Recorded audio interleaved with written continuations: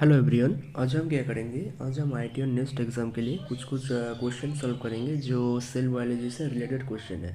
And ये जो question है ये सेल बायोलॉजी का एंड कुछ कुछ जेनेटिक्स मॉलिक्यूलर बायोलॉजी का मिक्सड अप क्वेश्चन होगा। तो सबसे पहले हम जो क्वेश्चन करेंगे वो सेल बायोलॉजी का करेंगे। तो पहले वाला जो क्वेश्चन है उसे देखा जाए तो पहले वाला जो क्वेश्चन पे क्या बोला, बोथ वायरस एंड प्रोकैरियोट्स क्या कंटेन करता है। तो वायरस और प्रोकैरियोट्स में एक्चुअली डिफरेंट क्या है। तो यहाँ पे मैं जो डायग्राम लाऊँ, एक है वायरस का एंड दूसरा है बैक्टीरिया का। बैक्टीरिया मतलब वो प्रोकैरियोटिक भी हो सकता है और एक यूकैरियोटिक भी हो सकता है, लेकिन यहाँ पे जो बैक्टीरिया है वो प्रोकैरियोटिक बैक्टीरिया है। तो सबसे पहले जो जानते हैं बैक्टीरिया सॉरी वायरस का क्या होता है, खुद का सेलुलर मटेरियल्स नहीं होता, मतलब सेल ऑर्गेनेल्स नहीं होता। अगर वायरस के पास खुद का सेल ऑर्गेनेल्स नहीं हुआ तो सोचो एक वायरस है एंड वायरस के पास अगर सेल ऑर्गेनेल्स अगर नहीं हुआ तो बस एक जीनोम कोड रहता है ना, प्रोटीन कोड। वो क्या करता है, एक होस्ट बॉडी पे अटैक कर देता है। होस्ट बॉडी पे जब जाता है तो वहाँ पे वो खुद को वायरस खुद को ऐसे ऐसे मल्टीप्लाई कर देता है। वहाँ पे लाइटिक साइकिल होता है और एक होता है लाइसोजेनिक साइकिल। एंड वहाँ से वायरस क्या करते हैं, ब्रास्ट होके निकल जाता है। जब ब्रास्ट होके वायरस निकल जाता है तो बहुत सारे बेबी वायरस ऐसे फॉर्म हो जाता है। मतलब वायरस खुद के ऐसे मल्टीप्लाई करता है, उसके लिए उसे एक होस्ट बॉडी की ज़रूरत होता है। तो ऐसे ही वायरस खुद को मल्टीप्लाई करता है। क्यों खुद कैसे मल्टीप्लाई करते हैं, खुद रिप्रोडक्शन क्यों नहीं कर पाता, क्योंकि उसके पास सेल ऑर्गेनेल्स नहीं रहता। तो यही है वायरस का डिफरेंट। तो देखो वायरस में क्या होता है, एक प्रोटीन कैप्सिड रहता है, स्पाइक्स रहता है बाहर में और खुद का जीनोम रहता है। वायरस आरएनए दिया गया है यहाँ पे, लेकिन वो वायरस आरएनए भी होता है, डीएनए भी होता है। डबल स्टैंडर्ड आरएनए वायरस भी रहता है, double standard DNA virus, single standard DNA virus, single standard RNA virus, ऐसा वायरस होता है। और एक है लिपिड एनवेलप रहता है और ये है प्रोकैरियोटिक सेल। यहाँ पे जो है ये है प्रोकैरियोटिक सेल। कैप्सूल रहेगा, cell wall, plus membrane, flagella, है ना। उसके बाद न्यूक्लियस, साइटोप्लाज्म, राइबोसोम एंड पिल्ली रहता है। पिल्ली क्यों रहता है, पिल्ली रहता है खुद का जेनेटिक मटेरियल ट्रांसफ़र करने के लिए। ऐसा बेस्ट एक क्वेश्चन लाए हूँ मैं, तो वो क्वेश्चन मैं सॉल्व करूँगा बाद में। तो आप देखा ऑप्शन देखो, तो क्या बोला, न्यूक्लिक एसिड्स। हाँ देखो यहाँ पे प्रोटीन कैप्सिड और यहाँ पे जीनोम, इस जीनोम को ही तो न्यूक्लिक कैप्सिड बोला जाता है ना। कैप्सिड भी रहता है, देखो प्रोटीन रहता है, जो प्रोटीन जो कैप्सिड रहता है वो न्यूक्लिक एसिड को चार तरफ से घेर के रखता है, ताकि बाहर से कोई अचानक हमला अगर हो जाए तो प्रोटीन कैप्सिड उसे हेल्प करता है, कवच के जैसा।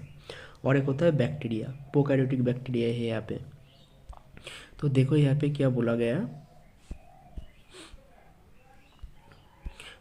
Nucleic acids. हाँ न्यूक्लिक एसिड तो रहता है, वायरस एंड प्रोकैरियोट्स दोनों में रहता है।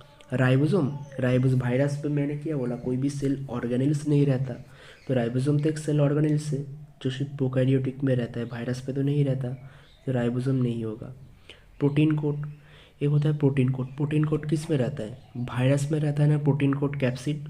लेकिन देखो प्रोकैरियोटिक में प्रोटीन कोड नहीं रहता।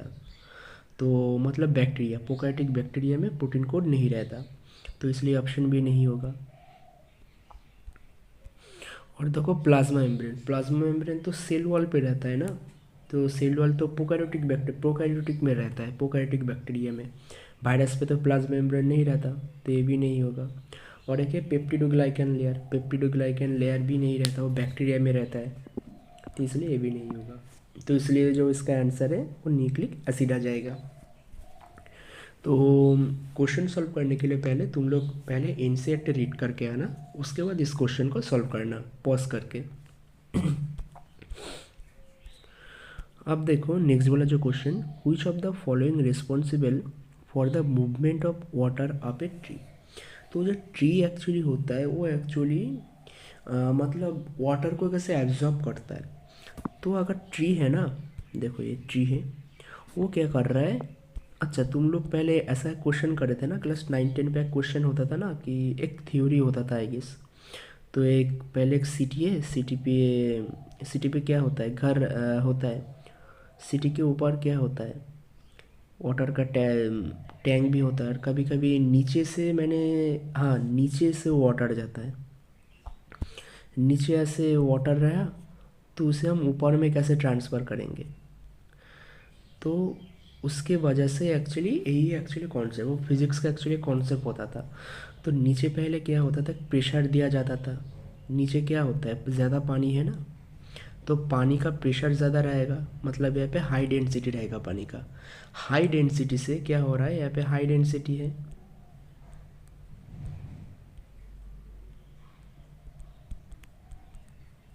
हाई डेंसिटी है वाटर का। हाई डेंसिटी से मैं लो डेंसिटी की तरफ जा रहा हूँ और यहाँ पे एक है टैंक, ठीक है, यहाँ पे है एक टैंक। तो मैं क्या कर रहा हूँ, हाई डेंसिटी से मैं लो डेंसिटी की तरफ वाटर लेके जा रहा हूँ। तो ऐसे ही समझो, इस फंडामेंटल प्रोसेस को ही बोला जाता है एक तरफ से ऑस्मोसिस, है ना। तो वैसे ही सेम ट्री करता है। तो जो नीचे देखो वाटर का, एक्चुअली जो सॉइल, सॉइल के अंदर ही तो वाटर रहेगा ना, देखो यहाँ पे वाटर है, तो सॉइल के अंदर ही वाटर रहता है, तो सॉइल के अंदर ही है ना वाटर। तो वाटर क्या कर रहा है, वो नीचे से ऊपर की तरफ ट्रांसफ़र कर रहा है ड्यू टू ऑस्मोसिस। वहाँ पे ऐसे ही ऑस्मोसिस, जहाँ पे ज़्यादा वाटर होगा, ज़्यादा वाटर से वो कम वाटर, जहाँ पे कम वाटर रहेगा तो ज़्यादा वाटर नीचे रहेगा सॉइल पे, वहाँ से वाटर ट्रांसफ़र करता है ऊपर की तरफ लीफ के ऊपर। तो इस प्रोसेस को बोला जाता है ऑस्मोसिस। तो देखो ऐसे देखो यहाँ पे सॉइल है, ऐसे ही वाटर ऐसे ट्रांसफ़र कर रहा है जाइलम एंड फ्लोएम के थ्रू, ऐसे लीफ में ऐसे वाटर जा रहा है। तो इस प्रोसेस को ऑस्मोसिस बोला जाता है। एंड ऑस्मोसिस को हम तीन तरीके से क्लासीफाई करता है। एक आइसोटोनिक होता है, एक हाइपोटोनिक होता है, एंड अनदर है हाइपरटोनिक। देख रहे हो ऐसे कैसे ट्रांसफ़र हो रहा है। हाइपोटोनिक मतलब जानते हो क्या होता है।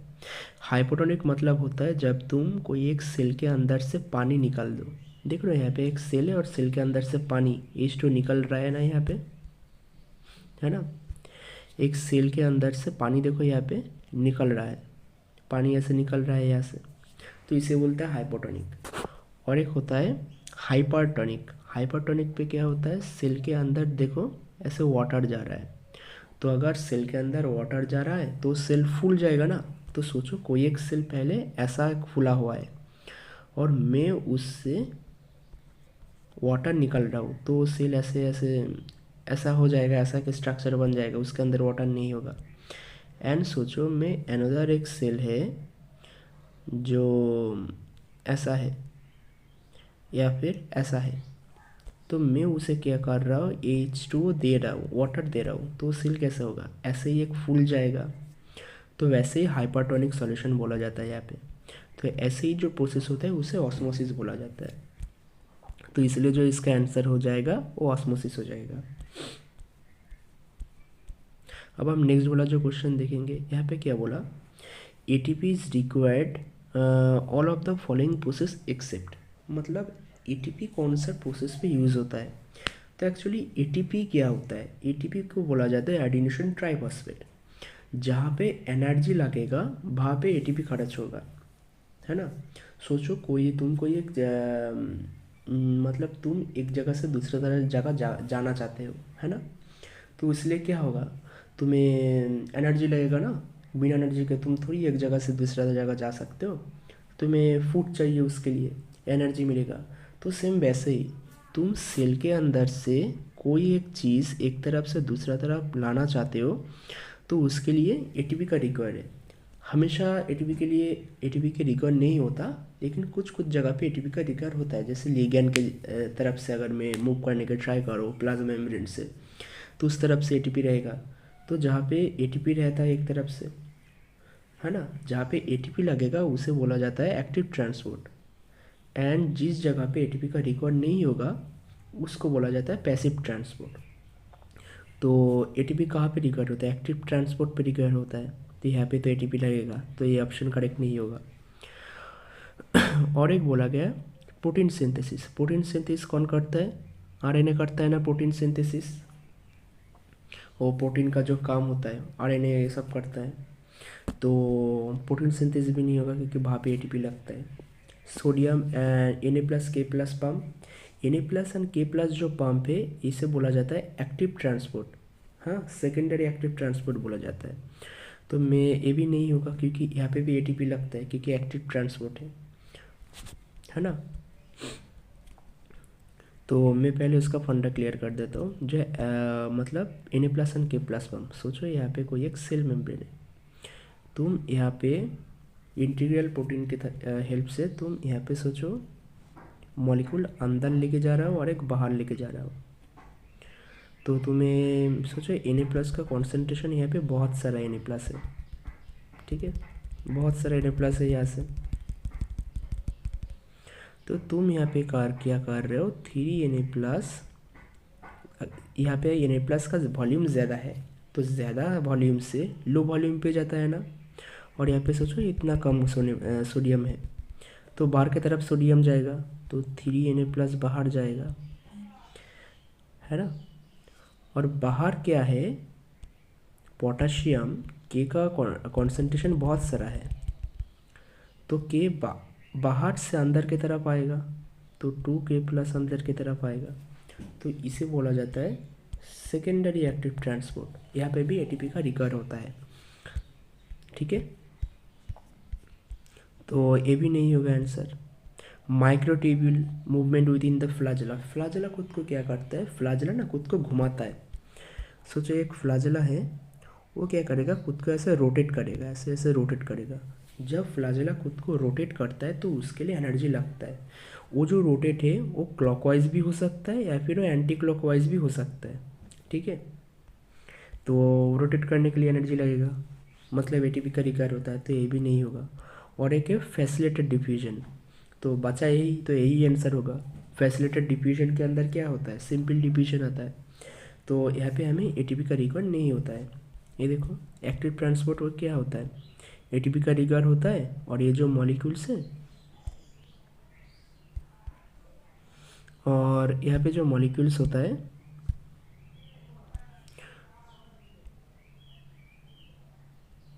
फैसिलिटी एक्टिव ट्रांसपोर्ट पे देखो यहाँ पे जो मॉलिक्यूल्स है वो अंदर की तरफ आ रहा है ना। देखो ये मॉलिक्यूल्स भी आया है यहाँ पे, ये मॉलिक्यूल्स भी आया है यहाँ पे, और देखो यहाँ पे एटीपी का रिकवर हो रहा है। और एक आ जाओ फैसिलिटेड डिफ्यूजन पे। देखो फैसिलिटेड डिफ्यूजन पे क्या हो रहा है, डिफ्यूजन हो रहा है, डायरेक्ट यहाँ पे ट्रांसफ़र हो रहा है ना। तो यहाँ पे एटीपी का रिकवर नहीं है, तो देखो यहाँ पे एटीपी नहीं लिखा है। ये देखो यहाँ पे एक आयन चैनल के थ्रू चलाया गया, चैनल प्रोटीन यूज़ होगा एक्चुअली यहाँ पे। और यहाँ पे देखो थोड़ा लिगेंड के जैसा बाइंड हो रहा है ना, मतलब इसका जैसा जो शेप है इसका भी वैसा ही शेप है।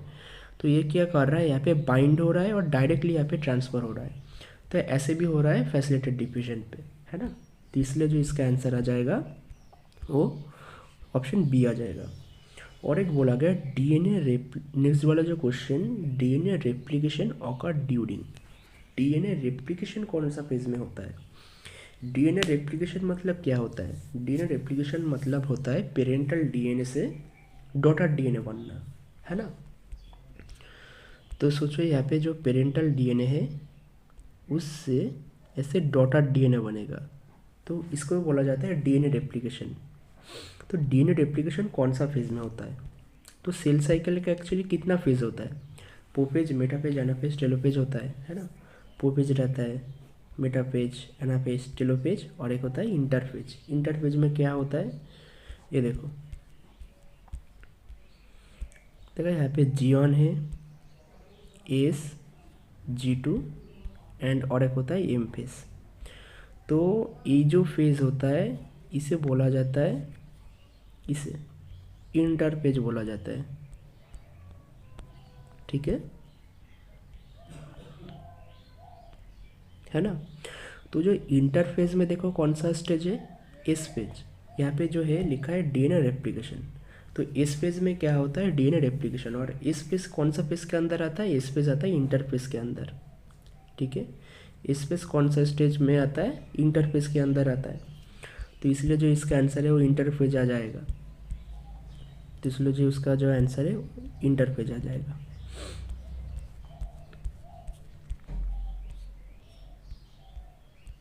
एंड नेक्स्ट वाला जो क्वेश्चन यहाँ पे क्या बोला गया, which of the following structure are found in both prokaryotic and eukaryotic cell. Prokaryotic cell में और यूकैरियोटिक सेल में कौन सा जो स्ट्रक्चर है वो पाया जाता है, एंड दोनों ही सेम है।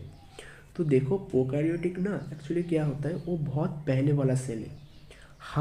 हमारा क्या है, हमारा है यूकैरियोटिक सेल।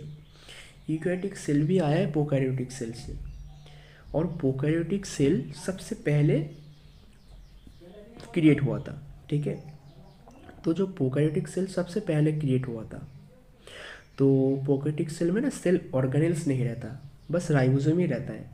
और बाकी जो सेल ऑर्गेनेल्स रहते हैं, माइटोकॉन्ड्रिया, क्लोरोप्लास्ट, एंडोप्लाज्मिक रेटिकुलम, तो गोल्गी, ये सब कुछ यूकैरियोटिक सेल में ही रहता है। तो प्रोकैरियोटिक सेल में देखो न्यूक्लियोइड है, हाँ एक न्यूक्लियोइड है, न्यूक्लियस तो रहेगा ना। उसके बाद देखो यहाँ पे पिल्ली है, पिल्ली क्यों है, क्योंकि वो जेनेटिक मटेरियल ट्रांसफ़र करता है।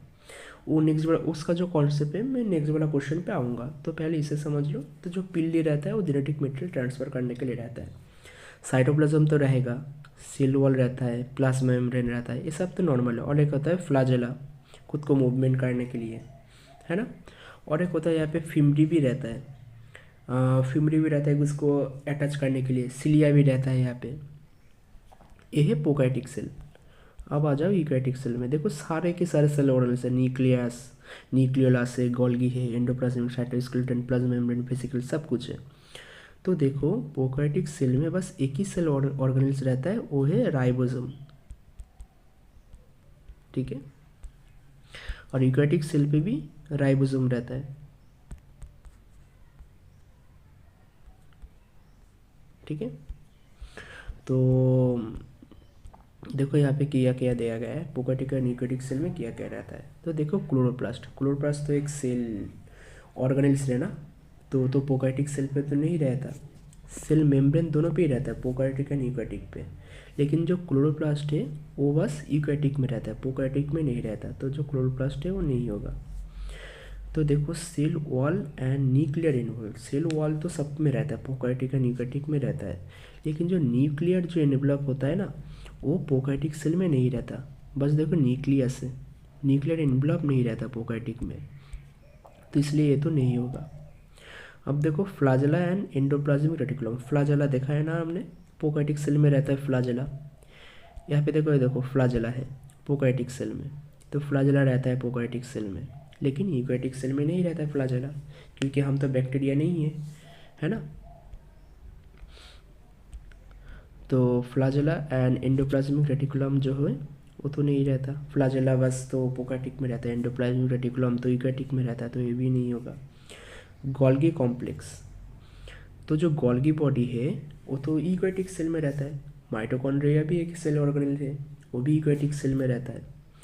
बस कौन सा ऑप्शन बचा, डीएनए एंड राइबोसोम। जो डीएनए प्रोकैरियोटिक सेल के अंदर भी होता है, राइबोसोम यूकैरियोटिक सेल के अंदर भी रहता है, और ये जो दोनों हैं वो प्रोकैरियोटिक एंड यूकैरियोटिक दोनों के अंदर रहता है, जो डीएनए एंड राइबोसोम है ना। तो खुद का तो जेनेटिक मटेरियल रहेगा ना सबका, तो इसलिए डीएनए तो प्रोकैरियोटिक एंड यूकैरियोटिक में रहता है, राइबोसोम भी दोनों में अंदर रहता है, तो इसलिए इसका जो आंसर है वो आ जाएगा ऑप्शन बी, ठीक है।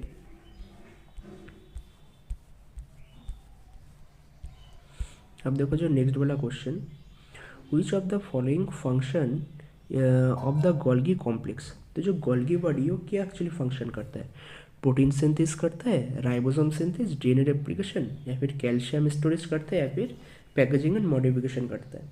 तो देखो जो प्रोटीन सिंथेसिस किसका काम है एक्चुअली, राइबोसोम का काम है ना, तो गोल्गी बॉडी का काम नहीं है, तो इसलिए तो नहीं होगा। और एक होता है राइबोसोम सिंथेसिस, तो राइबोसोम सिंथेसिस भी तो गोल्गी बॉडी का नहीं है, तो ये भी नहीं होगा। डीएनए रेप्लिकेशन क्या थोड़ी गोल्गी बॉडी करता है, डीएनए रेप्लिकेशन तो सेल के अंदर होता है, और वो G1 G2 M पे रहता है, और उसके लिए अलग सा जीन रहता है, तो वो जीन फंक्शन करेगा ना, तो वहाँ पे तो गोल्गी बॉडी का फंक्शन नहीं होगा।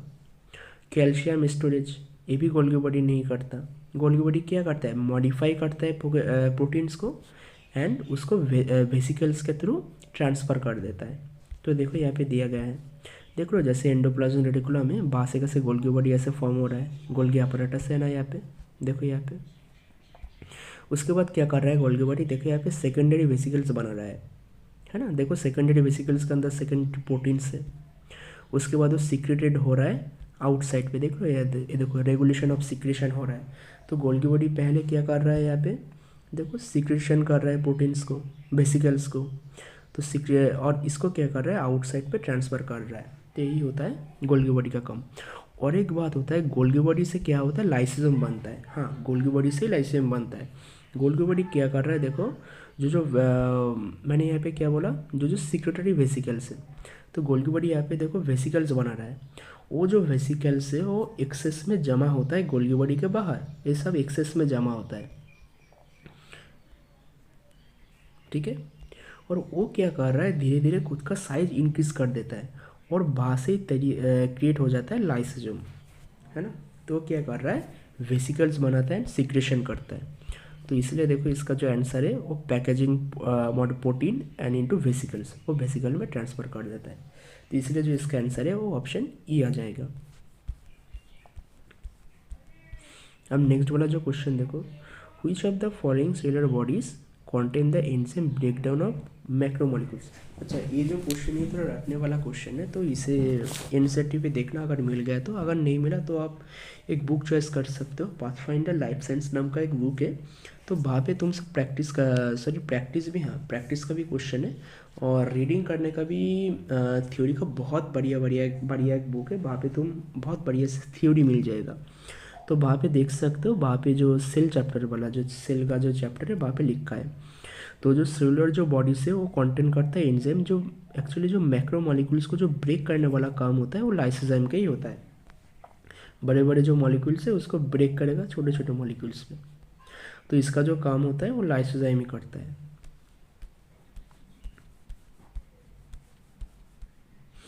अब देखो नेक्स्ट वाला जो क्वेश्चन, यहाँ पे क्या बोला गया,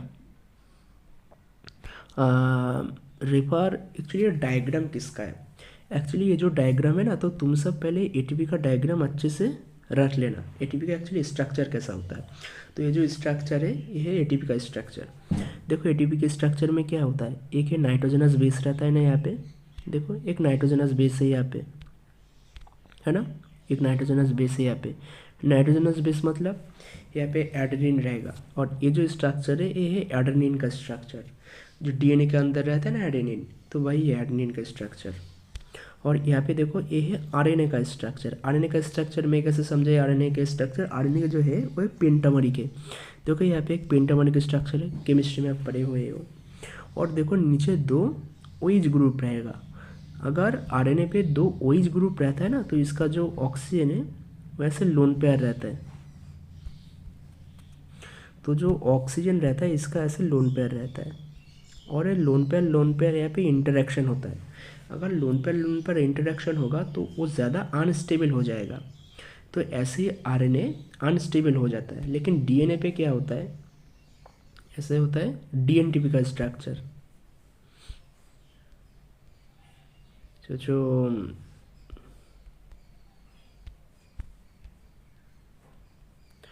डीएनए पे एक ओएच और एक एच रहता है, तो यहाँ पे इंटरेक्शन बना हुआ रहता है। लेकिन जो आरएनए होता है यहाँ पे 2 ऐसे लोन पेयर इंटरेक्शन होता है, तो इसलिए वो अनस्टेबल हो जाता है ना। तो देखो यहाँ पे क्या बोला, तो ये है आरएनटीपी का स्ट्रक्चर, एंड यहाँ पे है नाइट्रोजनस बेस का स्ट्रक्चर। और यहाँ पे देखो फॉस्फेट ग्रुप लिखा हुआ है, फॉस्फेट ग्रुप।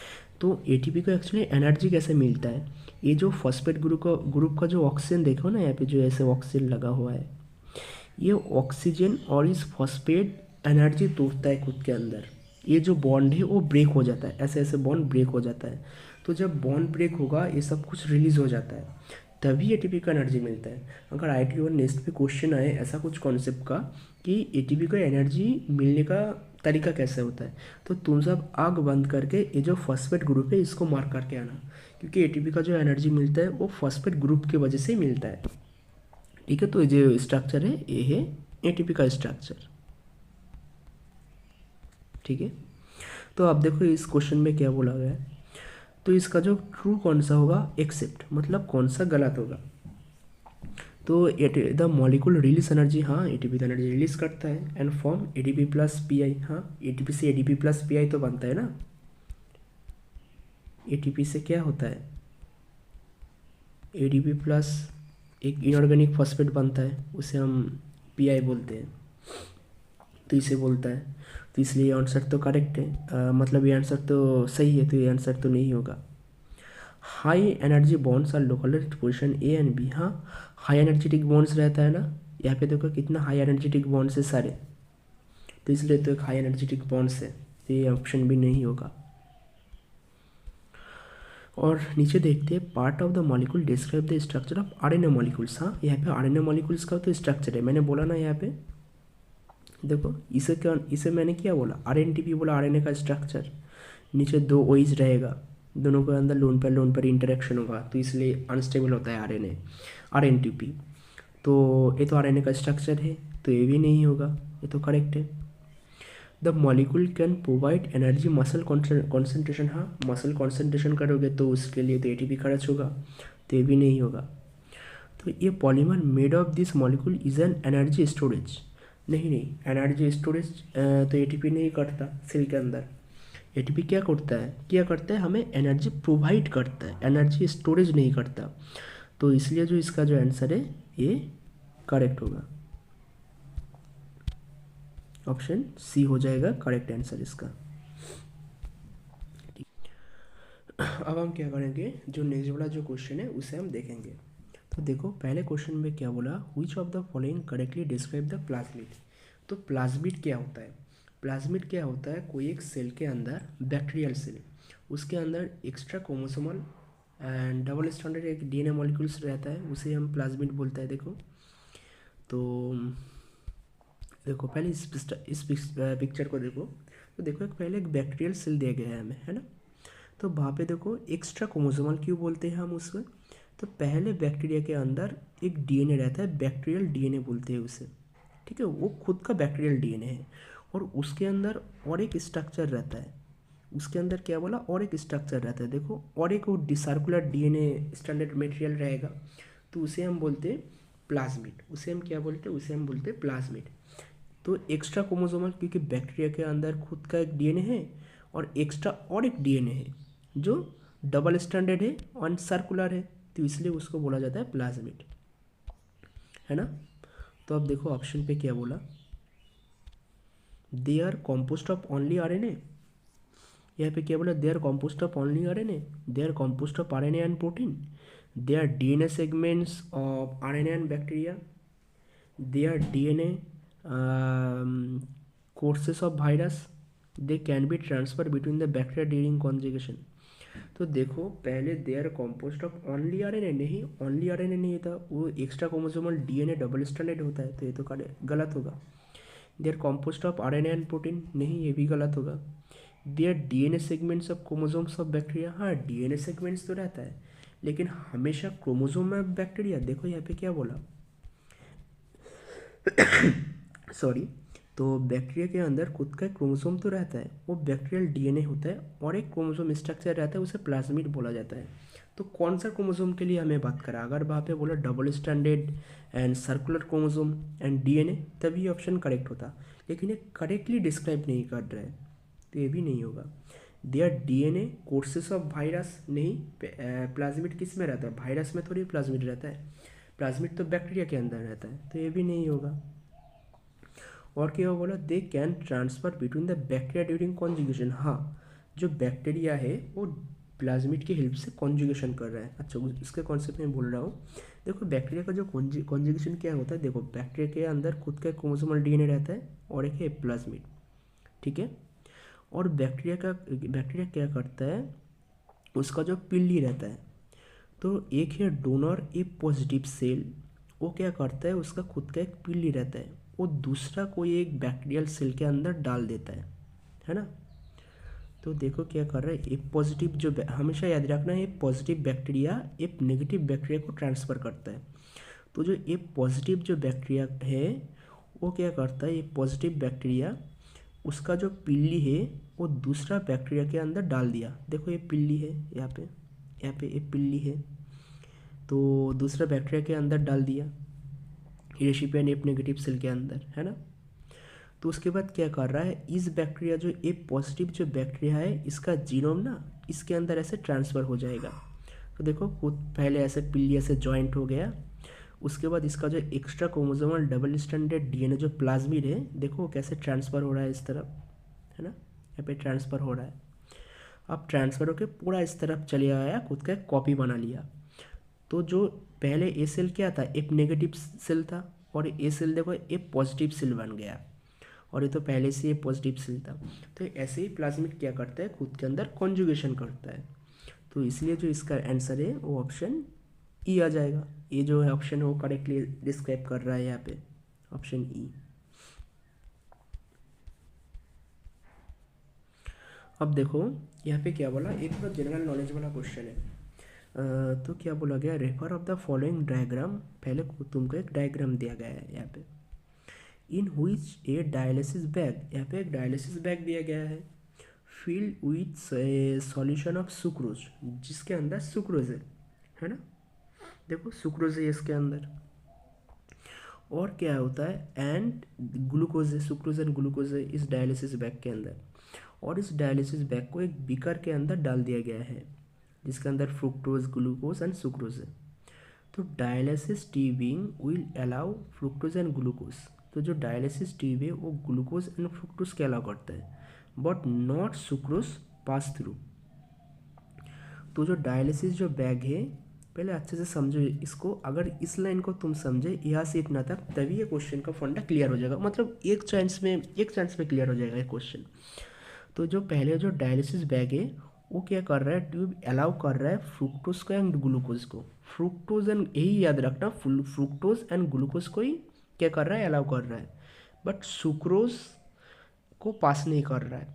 तो देखो पहले इसको समझो, पहले देखो एक बीकर लिया गया है यहाँ पे, पहले एक बीकर लिया गया है यहाँ पे, ये देखो एक बीकर है यहाँ पे, बीकर के अंदर एक सॉल्यूशन है, किसका सॉल्यूशन है, 0.2 m फ्रुक्टोज का सॉल्यूशन है, ग्लूकोज एंड सुक्रोज का सॉल्यूशन है, और उस बीकर के अंदर सॉल्यूशन के अंदर में एक डायलिसिस बैग दे गया है यहाँ पे ग्लूकोज है ना सुक्रोज है।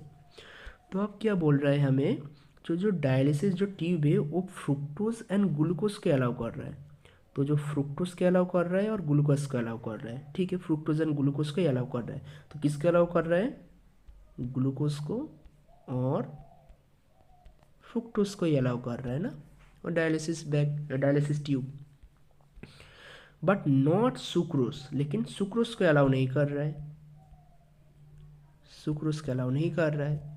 तो आप देखते हैं कौन सा ऑप्शन करेक्ट होगा। तो इसको जो है पहले इसे याद रखना। आप देखो क्या बोला, when the dialysis bag is placed into beaker, तो नेट मूवमेंट कौन सा होगा, ग्लूकोज हो जाएगा from the dialysis bag into the beaker solution.